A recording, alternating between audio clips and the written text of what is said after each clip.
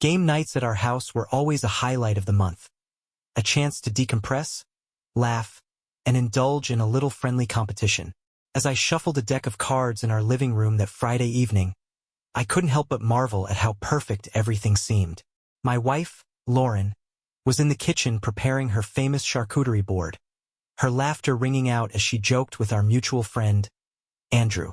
Andrew was a staple in our social circle.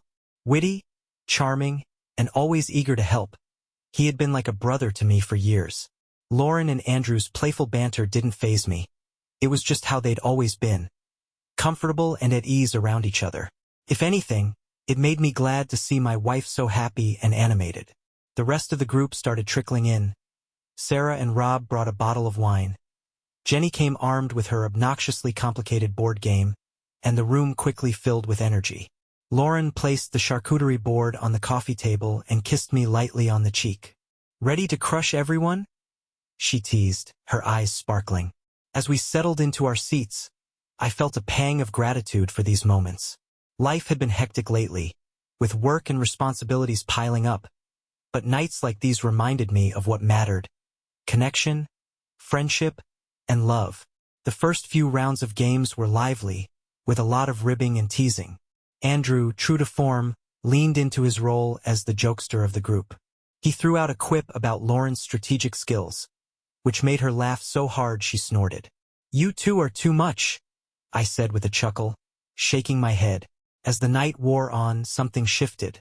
It was subtle at first, just a lingering glance between Lauren and Andrew, or the way their laughter seemed to bubble into private moments. I chalked it up to my imagination, but the unease started to creep in like a whisper at the back of my mind. Then it happened. Sarah, who had perhaps indulged in a little too much wine, blurted out something that froze the room. "Andrew, remember that thing you and Lauren?" She hiccuped and stopped herself, glancing around nervously. The silence was deafening. "What thing?" I asked, trying to keep my tone light, but there was an edge to my voice I couldn't mask. Everyone was staring at Sarah, whose face had gone pale. Lauren shifted uncomfortably in her seat, and Andrew's usual quick wit seemed to have deserted him. "Oh, nothing," Sarah stammered, forcing a laugh. "I was just, mixing up stories. Ignore me." But I couldn't ignore it. The tension in the room was palpable, and for the first time that evening, I found myself scrutinizing every interaction between Lauren and Andrew with fresh eyes. My mind raced with questions I wasn't ready to confront. What exactly was going on here? I pushed the thoughts away for the rest of the evening, determined not to ruin game night. But as I watched Lauren and Andrew exchange yet another shared glance, I knew one thing for certain: something wasn't right. The awkward tension lingered after Sarah's outburst, though everyone did their best to act like nothing had happened. We finished the game we were playing, but the laughter felt forced, the jokes hollow. I couldn't stop replaying her words in my mind. What thing had she been about to mention? And why had Lauren and Andrew reacted like kids caught sneaking candy? After the others left and Lauren was tidying up, I found myself staring at her. She was humming softly to herself, seemingly unbothered by the earlier awkwardness. That should have put me at ease, but instead, it made me feel like I was missing something obvious. "Hey," I said, leaning against the kitchen counter. "What was Sarah talking about earlier?" Lauren froze for half a second, just long enough for me to notice, before resuming her task of wiping the counter. "Oh, that? No idea. You know Sarah. She gets tipsy and starts rambling about nonsense." She didn't look at me as she spoke, which only added to my unease. "Yeah, but you and Andrew looked, I don't know, guilty or something." I tried to keep my tone casual, but it came out more accusatory than I intended. Lauren sighed, finally meeting my gaze. "Come on, Jake. Don't be ridiculous. Andrew and I didn't look guilty. We were just surprised she said something so weird. You know how people say dumb things when they've been drinking." Her explanation made sense on the surface, but there was a defensive edge to her voice I couldn't ignore. I decided to let it drop, for now. "Yeah, you're right," I muttered, forcing a smile. "I'm probably just reading too much into it." Lauren smiled back, but it didn't reach her eyes. The following week, I couldn't shake the nagging feeling that something was off. It wasn't just Sarah's comment, it was everything. The little moments I'd overlooked before now seemed glaring.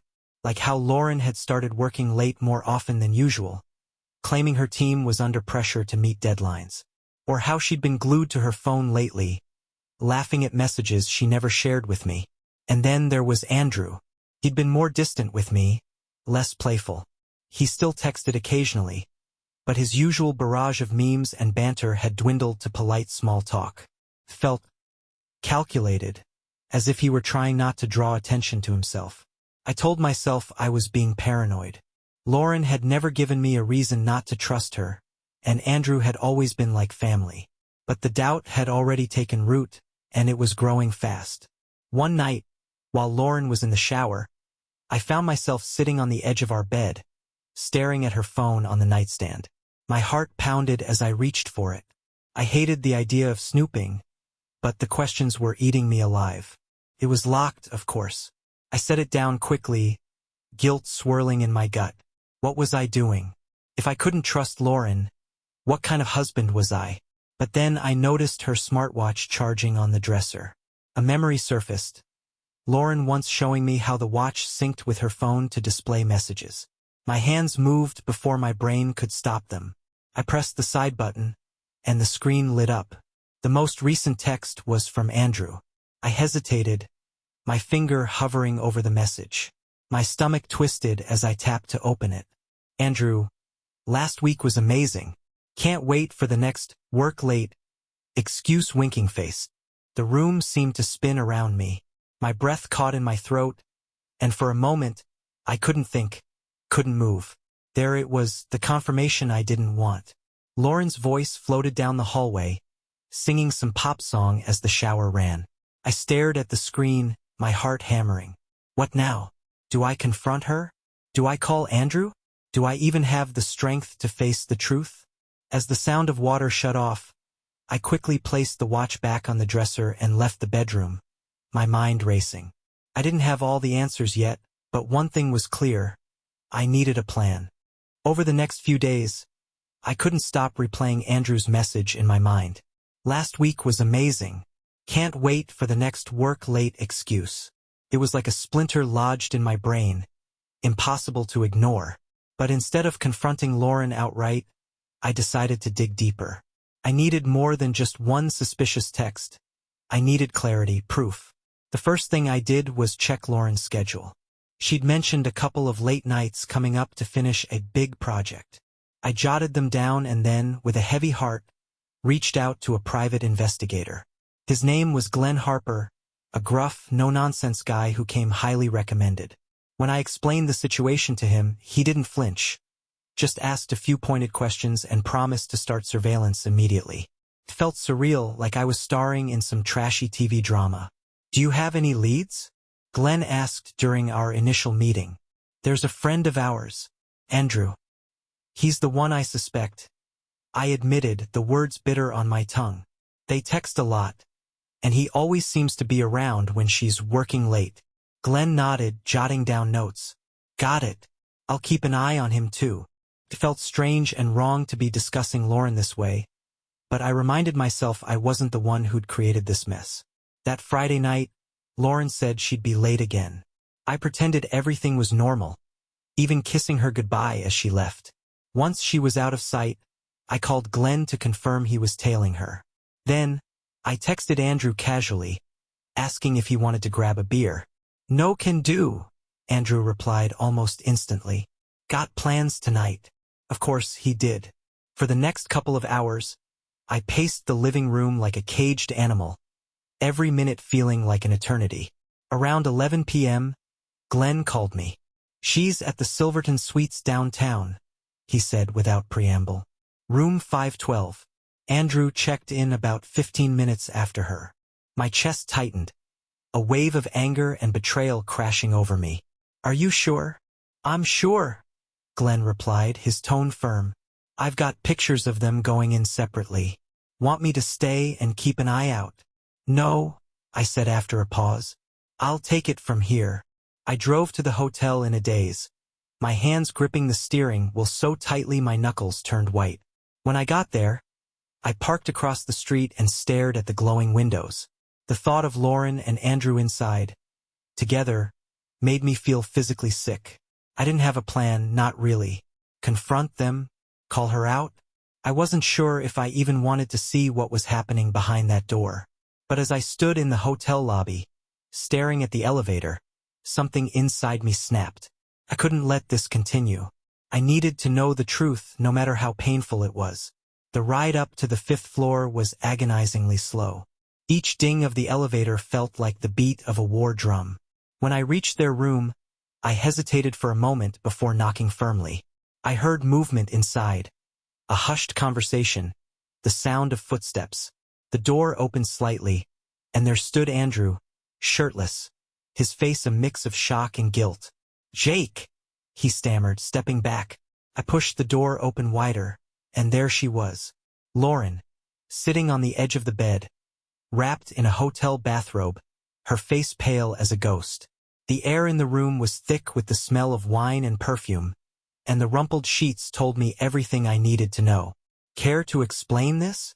I asked, my voice trembling with anger. Neither of them said a word. They just stared at me, caught like deer in headlights.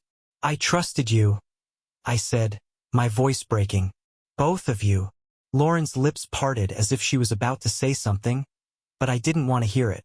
I turned and walked out of the room, their stunned silence following me down the hallway. My chest felt hollow as I stepped into the elevator, the reality of what I'd just seen crashing down on me. This wasn't just a suspicion anymore. It was the truth, raw and undeniable. And it wasn't over yet. Not by a long shot. When I got home that night, the house felt colder, emptier, like the betrayal had seeped into the walls. I tossed my keys on the counter and sat at the dining table, staring blankly at the photos Glenn had sent me. Lauren walking into the hotel, Andrew following behind her. Separate entrances, but the same destination. I should have been furious, but mostly I just felt numb. The anger would come later, I was sure of it. For now, I was caught in the undertow of disbelief, trying to reconcile the woman I loved with the stranger I'd confronted in that hotel room. At some point, I realized my phone was buzzing. Lauren's name lit up the screen, her picture staring back at me. I let it ring. She called again, and again, but I couldn't bring myself to answer. Finally, she sent a text. "Lauren, we need to talk. Please." Talk? After what I'd seen, what was there to say? I turned my phone off and went to bed, though sleep was out of the question. Every time I closed my eyes, I saw their faces. Lauren's pale with guilt, Andrew's filled with panic. The next morning, Lauren came home. I heard her car pull into the driveway and the soft creak of the front door opening. For a moment, I considered locking myself in the bedroom, refusing to face her. But no, if she had the audacity to show up here after what she'd done, I'd hear her out, even if I didn't want to. I found her in the kitchen, standing awkwardly by the counter like she didn't know what to do with herself. Her hair was unkempt, her makeup smudged from tears. "Jake!" she started, her voice trembling. "Don't," I snapped, holding up a hand. "Don't you dare start with my name like that. Just get to the point." She flinched, but to her credit, she didn't try to deny it. "I'm sorry," she whispered, her eyes welling up. "I never meant for this to happen." I laughed bitterly. "You never meant for this to happen? Are you serious? What exactly did you mean when you checked into a hotel room with Andrew?" "It was a mistake," she said, tears spilling over now. "I swear, Jake, it didn't mean anything." "Didn't mean anything?" I repeated, incredulous. "You betrayed me, betrayed us, and you expect me to believe it was meaningless? How long has this been going on, Lauren?" She hesitated, and that hesitation was all the answer I needed. "A few months," she admitted finally, her voice barely above a whisper.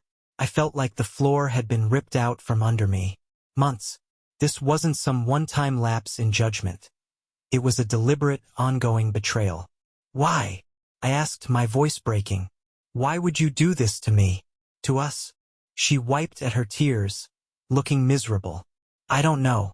I guess I felt like we'd been drifting apart. Andrew, he was just there and I made a terrible choice. But I love you, Jake. I love you more than anything, and I'll do whatever it takes to fix this. I shook my head, laughing darkly. You love me?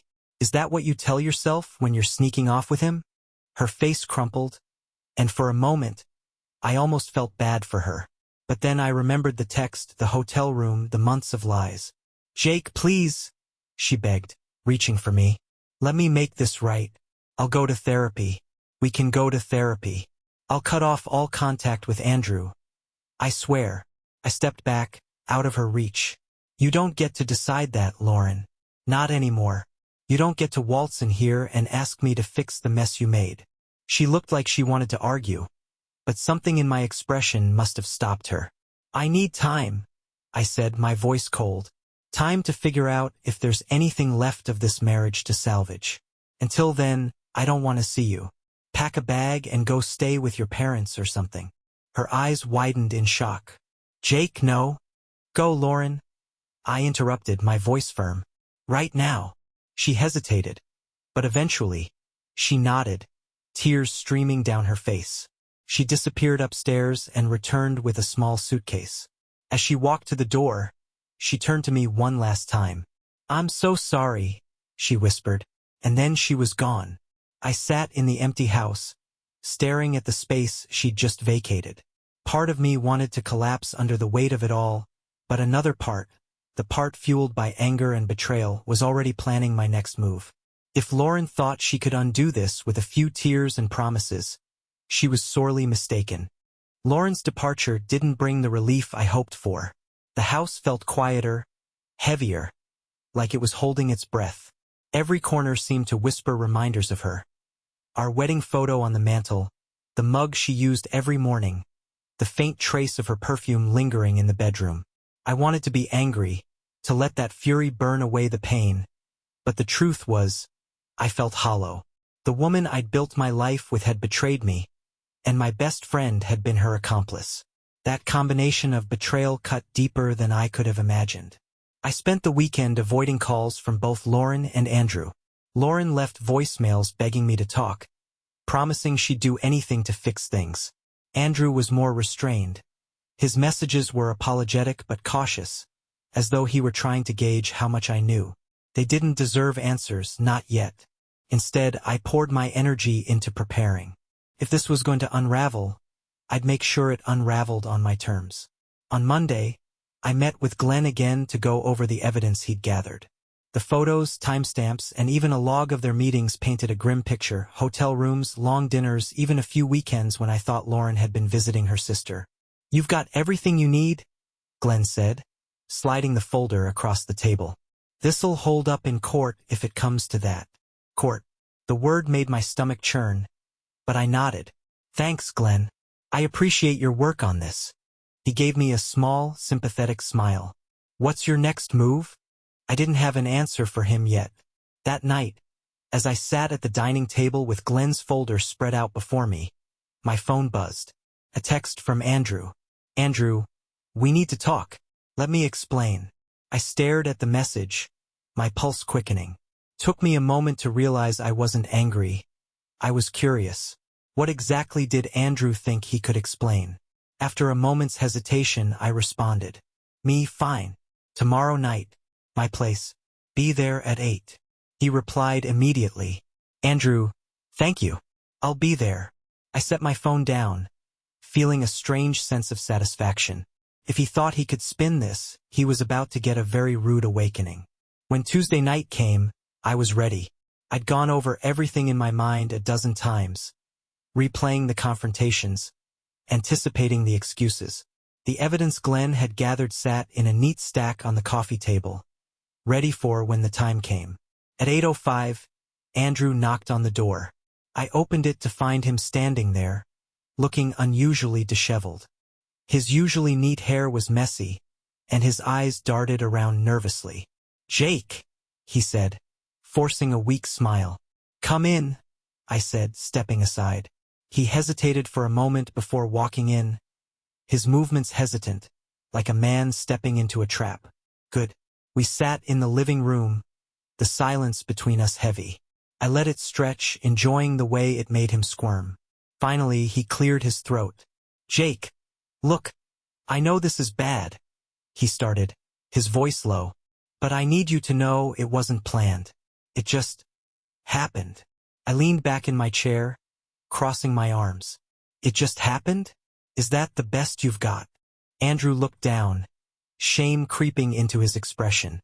"I know it sounds like an excuse, and I'll never forgive myself for betraying you like this. But Lauren, don't you dare put this on her," I snapped, my voice cutting through the air like a whip. "This isn't about Lauren making a mistake. It's about you, my best friend, stabbing me in the back." He flinched, his hands clasping and unclasping as he struggled to find the right words. "It wasn't supposed to go this far," he said finally, his voice barely above a whisper. "It started as, I don't know, a stupid attraction, and then we were drinking one night and things escalated. But I swear, Jake, I never wanted to hurt you." I let out a bitter laugh. "Never wanted to hurt me? You've been sneaking around with my wife for months.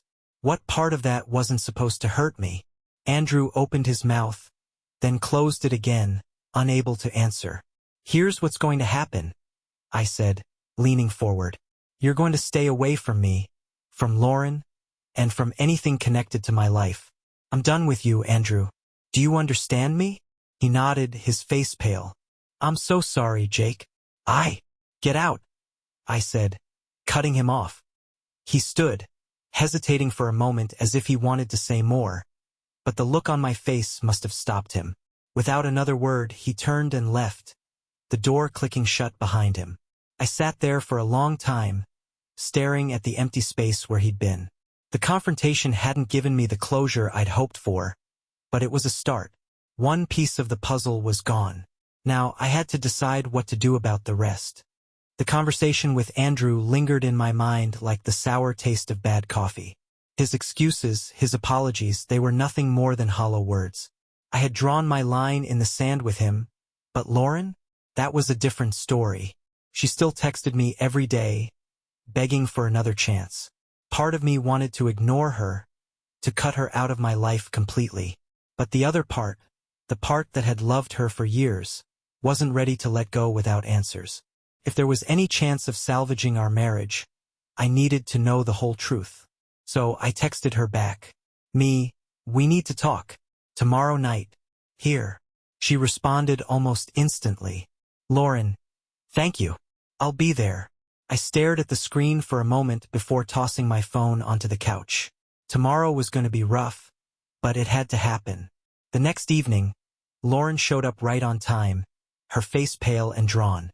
She wasn't wearing makeup, and her hair was pulled back in a messy ponytail. So different from the polished, confident woman I was used to seeing. "Jake," she said softly as I opened the door. "Come in," I replied, stepping aside. She walked into the living room, glancing around nervously. "You've been doing okay?" I let out a humorless laugh. "Let's not pretend to care about small talk, Lauren. Sit down." She obeyed, perching on the edge of the couch like a scolded child. I sat across from her, the coffee table between us feeling like a gulf too wide to cross. "I talked to Andrew," I said, getting straight to the point. Her face crumpled, and she covered her mouth with her hand. "Oh God, Jake, I'm so sorry." "Don't," I snapped, cutting her off. "I don't want apologies. I want the truth. All of it." She nodded, tears already spilling down her cheeks. "Okay, I'll tell you everything." For the next hour, she laid it all out. How it started with casual flirting. How one drunken night at a party led to a kiss that spiraled into something more. How she and Andrew had convinced themselves it wasn't a big deal at first, just a stupid mistake. But then it kept happening, and by the time they realized how deep they were in, it was too late. "I never stopped loving you," she said through sobs. "I don't even know why I let it get so far. I felt like we were drifting apart, and Andrew was there. And—" "Stop," I interrupted, my voice cold. "Don't try to justify this, Lauren. There is no justification for what you did." She broke down completely, burying her face in her hands. I sat there, unmoving, the weight of her words pressing down on me like a physical burden. "I can't undo what I did," she whispered after a long silence. "But I want to make it right. I'll go to therapy. We'll go to therapy. Whatever it takes, Jake. Just, please don't give up on us." I leaned back in my chair, staring at the woman I had once thought I'd spend the rest of my life with. The woman I had trusted with everything. Could I ever trust her again? "I don't know," I said finally, my voice barely above a whisper. "I don't know if we can come back from this." Lauren nodded, wiping her face. "I understand. But if there's even a chance, please let me try." I didn't respond. Couldn't. After she left, I sat alone in the quiet house, trying to make sense of everything. Part of me wanted to believe her, to give her the benefit of the doubt. But the other part, the one that still burned with anger and betrayal, wasn't ready to forgive. One thing was certain. I couldn't make this decision alone. The next morning I called a lawyer. "I'm not ready to file yet," I told her. "But I need to know my options." She was kind but direct, walking me through the process and what to expect if it came to that. By the end of the call, I felt more prepared, if not for reconciliation, then at least for the fight that might follow. Lauren wanted to try to fix things. But me? I wasn't sure I had anything left to give. The days after Lauren's confession were some of the longest of my life. She texted me often, apologizing, pleading, begging for another chance. I didn't respond to most of them. I wasn't trying to be cruel, but I needed space to think, to figure out what the hell I wanted. In truth, I didn't know if I could forgive her. I didn't know if I should. One evening, as I sat in the living room with a glass of whiskey in hand, my phone buzzed again. It was Lauren. "Lauren, I'm not giving up on us, Jake. Please, can we meet again? Just once more." I stared at the message for a long time before typing back. "Me, fine. Tomorrow. 7 p.m. Don't be late." I hit send, then leaned back in my chair, the drink burning its way down my throat. Tomorrow would be the final test. When she arrived, she looked better than the last time. Less frazzled, more composed. Her face was still pale, but she was wearing the soft green sweater I'd always liked on her, as if she thought it might sway me. "Hi," she said, her voice hesitant. I nodded toward the couch. "Sit." She obeyed, and we sat in silence for a moment before I finally spoke. "You say you want to fix this," I began, my voice calm but firm. "But here's the thing, Lauren. I don't know if I believe you." Her eyes widened, and she shook her head. "Jake, I swear." "Don't interrupt me," I said, cutting her off. "You've lied to me for months. How am I supposed to trust a single word out of your mouth now?" Tears welled in her eyes, but she didn't interrupt again. "You want another chance?" I continued. "Fine, but there are conditions. Non-negotiable ones. If you break even one of them, we're done. Understand?" She nodded quickly, her hands clenched in her lap. "Yes, I'll do whatever you need." "Good," I said, setting my drink down. "First, you cut all contact with Andrew. Completely. No texts, no calls, no accidental run-ins. If I even suspect you're still talking to him, this is over." "Done," she said immediately. "Second," I went on, "we go to therapy. Together and separately. You'll have to put in the work to show me you're serious about fixing this." "I will," she whispered. "And third," I said, leaning forward, "you have to be honest with me.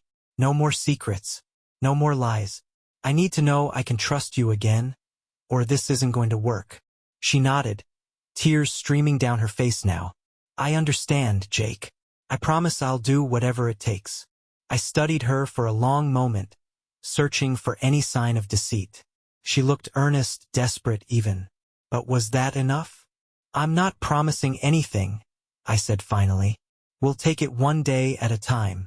But if you cross me again, Lauren, I'm done. No second chances." She nodded again, her voice trembling. "Thank you. Thank you for giving me this chance." The tension in the room was suffocating, and I could feel my resolve wavering. Part of me still wanted to believe in her, to hope that this mess could somehow be repaired. But the scars she'd left wouldn't heal easily. As she left that night, I stood at the window, watching her car disappear down the street. I had drawn my line in the sand. Now, it was up to her to prove she could stay on the right side of it. But deep down, I wasn't sure I believed she could. Lauren threw herself into proving she could change. She deleted Andrew's number in front of me, blocked him on all her social media, and even handed me her phone one night, saying, "You can check any time. I don't have anything to hide." She started attending therapy sessions twice a week, and we began couples therapy as well. At first, the sessions were grueling. Every word felt like walking on broken glass. Every question a reminder of what she'd done. "Why?" I asked one night during a session. "Why him? Of all people, why Andrew?" Lauren looked at the therapist, a middle-aged woman named Beth, for guidance. Beth nodded, urging her to speak. "I don't know," Lauren said softly, her voice cracking. "He was just there. He listened when I felt like you weren't. I know that sounds awful, but I felt invisible." Her words stung, but I forced myself to stay composed. "Invisible," I repeated. "Do you know how many late nights I worked to keep this house running? How many sacrifices I made for you, for us?" "I know," she said, tears forming. "And I'm not saying it's your fault. It's not. This was my mistake. My weakness. I wish I had told you how I was feeling before everything spiraled out of control." Beth interjected gently, steering the conversation toward healthier ground, but her words faded into the background. All I could think about was how easily Lauren had dismissed everything I'd done for her. Despite her efforts, things didn't feel right. Lauren seemed nervous all the time, like she was walking on eggshells. Every time her phone buzzed, she'd glance at it quickly, then turn it face down. She claimed it was work emails, but I couldn't shake the feeling she was hiding something. One evening, as we sat in the living room watching a movie, her phone buzzed again. She reached for it, but I beat her to it, grabbing it off the coffee table. "Jake, give it back," she said, her voice sharp with panic. "Why?" I asked, holding it out of her reach. "What's on here that you don't want me to see?" "Nothing," she insisted, standing to snatch it from me. I stood too, my heart pounding. "Then let me see it, Lauren. Prove there's nothing to hide." She hesitated for a moment too long, and that was all the confirmation I needed. "Unbelievable," I muttered, throwing the phone onto the couch. "After everything, you're still lying to me." "I'm not lying," she shouted, her voice trembling. "It's just work stuff, Jake. Personal work stuff." "Work stuff?" I laughed bitterly. "Do you really expect me to believe that?" Her face crumpled, and she sank back onto the couch, tears streaming down her face. "I'm trying, Jake. I really am. But you don't trust me anymore, and I don't know how to fix that." "You're right," I said coldly. "I don't trust you, and every time you pull something like this, you prove I shouldn't." She looked up at me, her eyes pleading. "What do you want me to do?" "I want you to stop lying," I snapped. "I want you to stop hiding things. And if you can't do that, then maybe we're just wasting our time." The words hung in the air, heavy and final. Lauren stared at me for a long moment before nodding slowly. "I'll do better," she whispered. "I'll show you I'm serious." But as I watched her retreat to the bedroom, I couldn't shake the feeling that the cracks in our relationship were only growing deeper, and I wasn't sure they could ever be repaired.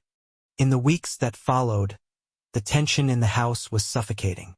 Lauren kept trying therapy sessions, small acts of kindness, constant reassurances, but it all felt hollow.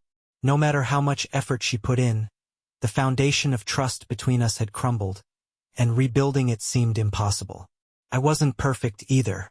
I knew that.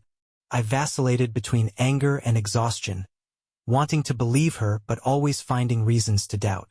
Every time I looked at her, I couldn't help but picture her with Andrew, laughing at some private joke or meeting in secret. One night, I finally broke. I was working late in the study, surrounded by papers and half-empty coffee mugs, when my phone buzzed with a notification. It was from Glenn, the private investigator. "Glenn, You might want to see this. Check your email. My stomach dropped. I immediately opened my laptop and pulled up my inbox. There it was, a new email from Glenn with the subject line, "You need to know." I hesitated for a moment, my hand hovering over the mouse. Did I really want to see whatever he'd found? But the truth had become an obsession, a wound I couldn't stop picking at. I clicked. The email contained a video file and a brief message. This was taken last night. Lauren and Andrew met at a coffee shop downtown. I don't know what they discussed, but here's the footage. My heart pounded as I played the video. It was grainy, shot through the window of the cafe, but there was no mistaking them. Lauren and Andrew sat across from each other, leaning in close. Her hand rested on his arm, her expression intense. He was smiling, nodding, as if nothing had ever happened. I slammed my laptop shut. The image burned into my mind. After everything, her promises, her tears, her efforts, she was still sneaking around with him. It didn't matter what they talked about. The fact that they'd met at all was enough. Lauren came home late that night, claiming she'd been out with a coworker. I waited for her in the living room, the folder of evidence Glenn had gathered sitting on the coffee table. "Hey," she said, walking in and setting her purse down. "You're still up?" "Yeah," I replied, my voice flat. "We need to talk." Her face immediately fell. "Jake, I held up a hand. "Save it. I know you were with Andrew." Her eyes widened and she took a step back. "What? No, I wasn't. Don't lie to me," I snapped, standing up and pointing at the folder. "I have proof, Lauren. Photos, video. You met him." She stared at me, her mouth opening and closing like a fish gasping for air. Finally, she sank onto the couch, her face pale. "It wasn't what you think," she whispered. "Then tell me what it was," I demanded, my voice shaking. "Why, Lauren?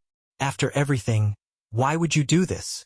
She buried her face in her hands, her shoulders shaking. "He reached out to me," she said through sobs. "He said he wanted to apologize, to make things right. I thought if I talked to him, I could get closure." "Closure," I repeated, laughing bitterly. "You want closure? You should have gotten it the day I caught you in that hotel room." "I know," she said, looking up at me with tear-streaked cheeks.